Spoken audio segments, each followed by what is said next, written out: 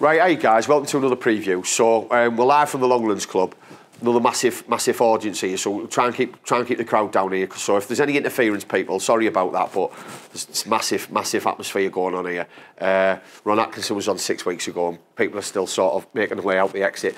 So Wigan Boro. Do you want to talk about the Stoke game? I know we've all seen the result. I say this every week when we do a preview review. So I mean, we all watched it. We've all seen it.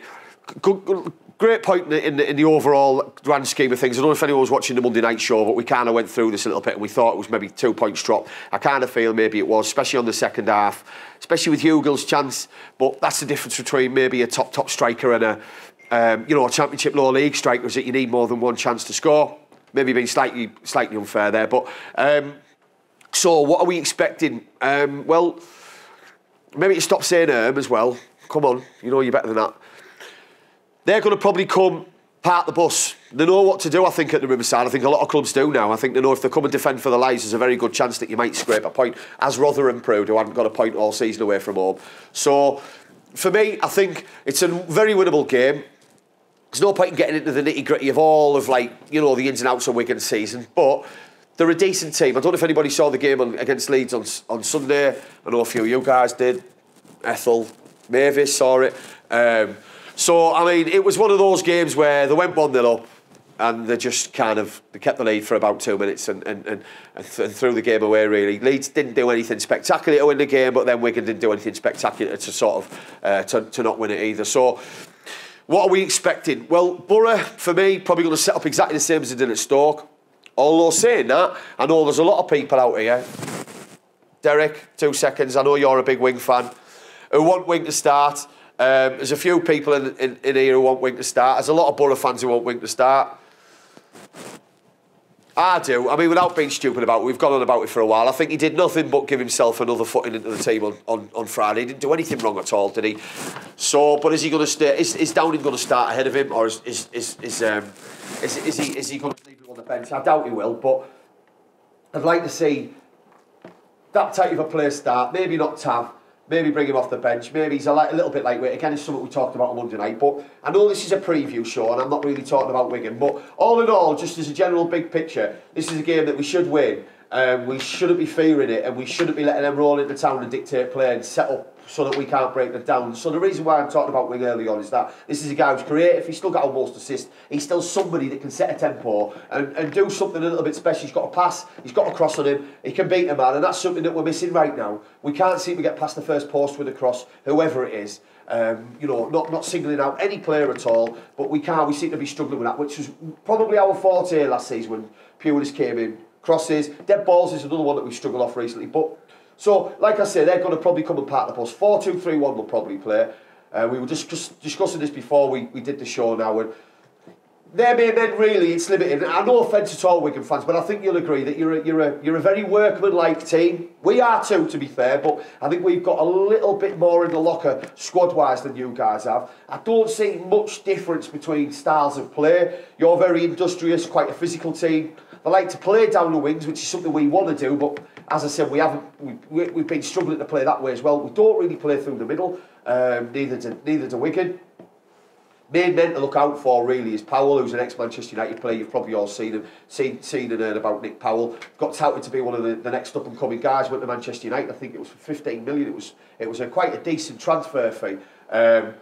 It didn't really hit it. I think he broke a leg, to be honest, when he got there, and he didn't really get a chance to kind of get back from that. Man, you were kind of in a transition, but he's a talented player. He always seems to turn it on in cup games, actually. Every time I've seen Wigan play in a big cup game, he's the main man.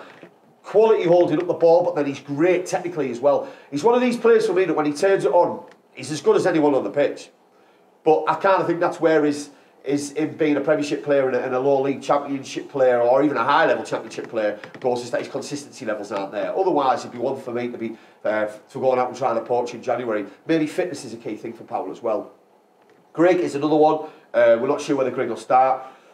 Important player to them, busy player, likes to get down the flanks, likes to do a lot of running across the front four. He likes to keep The front four busy, looking for space all the time. They do, like I say, play with wingers, maybe Roberts, maybe Byrne. Again, this is just me surmising, guys, but it's just from what I've looked at. The team's changed quite a lot. Paul Cook, who's a manager, ex-Wigan player, great guy, great personality. Players love playing for him. He brought them up last season with a bit of furore. They looked really good in League One last year, I thought. Kind of dominated it in patches. They had the little slip-ups, but they look really good. So Cook's someone that they've promoted from in-house. He's played for Dave Wheeler before, which is, you know, a Wigan legend, as we all know. But also, their enforcer, Morsey, a lot of yellow cards this season, 1 yellow card away from suspension. He'll play on Saturday, but he's another guy to watch, loves a tackle, very, very physical player, but not bad with the ball either.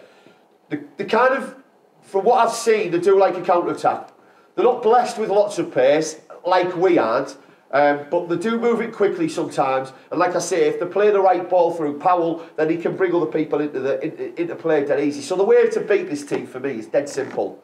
High press straight away, which is for me now is a prerequisite with every single team, whether it's this league or whether it's League Two. High press is the key.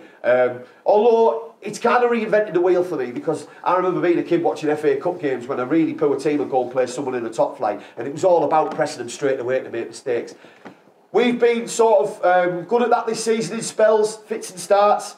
Chef Wed, I suppose, when Lee's made his mistake, Ipswich away is one I remember. Birmingham at home, and even I suppose Bolton at home was a mistake with a bit of high pressing straight away, Saville. But again, for me, it's a prerequisite. It's something that we should just be doing. We need to be full of energy, because they'll be full of energy, because Cook sets his teams up to be full of energy. Anyone who saw the Leeds United game on Sunday, I think it was, like I said, we'll see that they have got a little bit of quality in there, but as soon as Leeds scored the second goal, they kind of died out the game. There was nothing left for them. They didn't really have the extra bit of heart.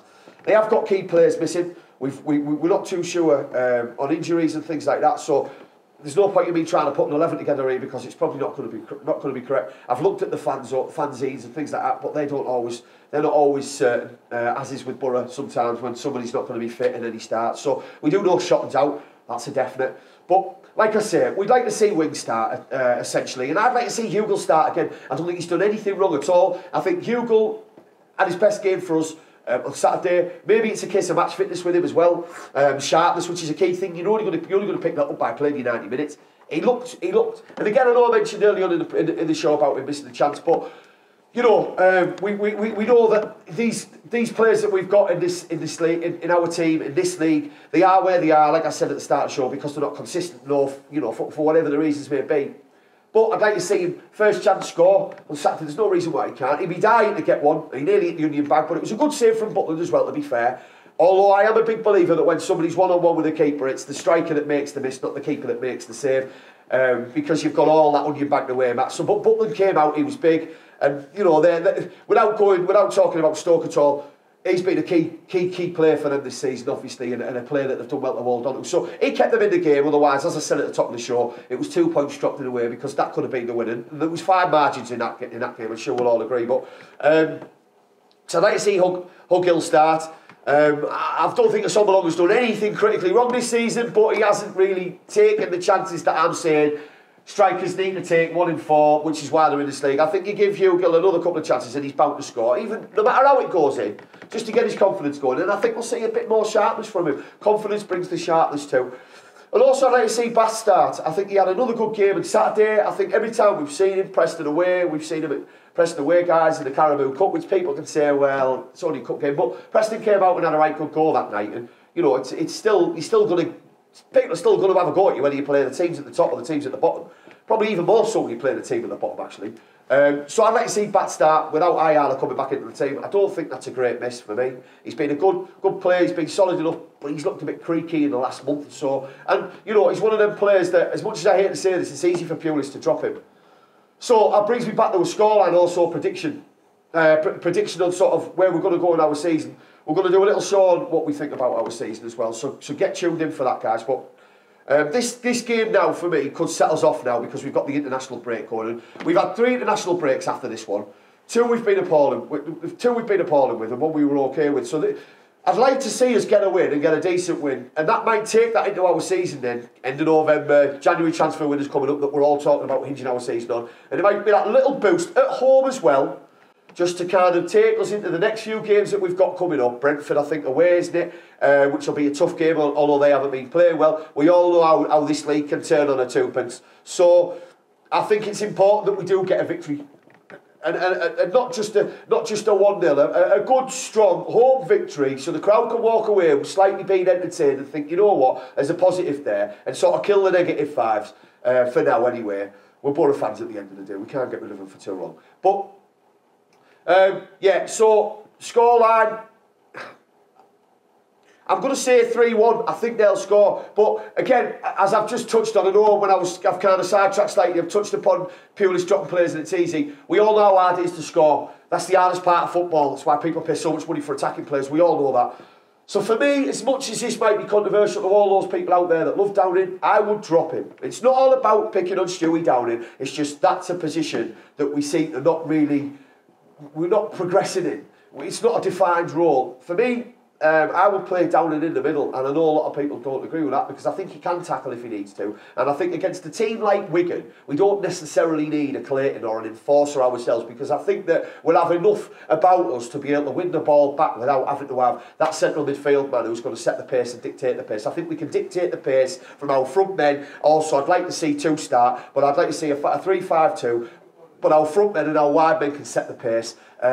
So I play down in there and let him pick balls off because that's what's going to win the game, a bit of creation and a bit of kind of that pass. Because he can find a ball if you give him time. He's a really good passer. So, yeah, for me, I'd like to see a good home win. So I'm going to go 3-1 Boro.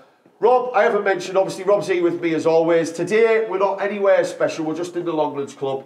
As I say, the audience have done well to keep quiet today, but Rob's been mingling, so he's back now. So, any suggestions, Rob, for Saturday? I know you've been getting these right. He gets quite a lot right. Same as you, mate. 3-1. 3-1. 3-1, that's the first.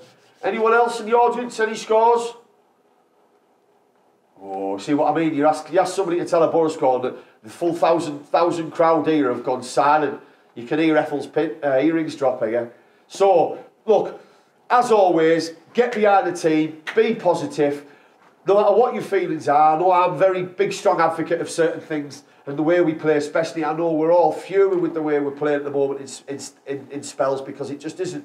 It isn't good enough for the players that we've got. I think we all know that. The players know that. They don't need me to remind them, of course. But let's just try and knock this season on now before it all starts to collide out, slide out of scope. So I've been Foxy. That's been Rob. That's been Ethel, Mavis, Derek. I can't name you all, but thank you.